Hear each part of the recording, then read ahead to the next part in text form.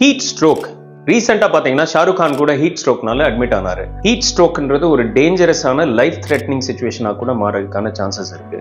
ஏன்னா அது நம்ம பாடியோட டெம்பரேச்சர் வந்து 40 டிகிரி செல்சியஸ் வரைக்கும் இல்லை ஒரு 104 டிகிரி ஃபாரன்ஹைட் வரைக்கும் இன்க்ரீஸ் பண்ணுறதுக்கான சான்சஸ் இருக்குது. இதோடு சேர்ந்து neurological disorders like giddiness, vomiting, headache இதெல்லாம் சேர்ந்து வர்றது அதோட சிம்டம்ஸ். இந்த ஹீட் ஸ்ட்ரோக் அவாய்ட் பண்ணுறதுக்கான முக்கியமான 3 பாயிண்ட்ஸை பார்க்கலாம். ஃபர்ஸ்ட் வந்து stay away from alcohol and caffeine.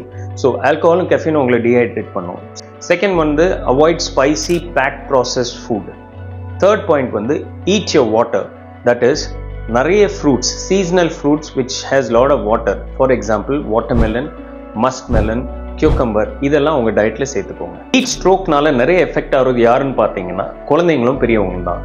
Solar noon time, அதாவது சூரியன் அதோட உச்சியில் இருக்கும்போது சூரியனிலிருந்து வர வெப்பமும் பூமியிலிருந்து வர வெப்பமும் ஹீட்டை வந்து அதிகமாக ப்ரொடியூஸ் பண்ணணும். அந்த நேரத்தில் குழந்தைங்களும் பெரியவங்களையும் வெயிலில் வெளியே அனுப்பாமல் இருக்கிறது அவங்களே ஹீட் ஸ்ட்ரோக்லேருந்து காப்பாற்றும்.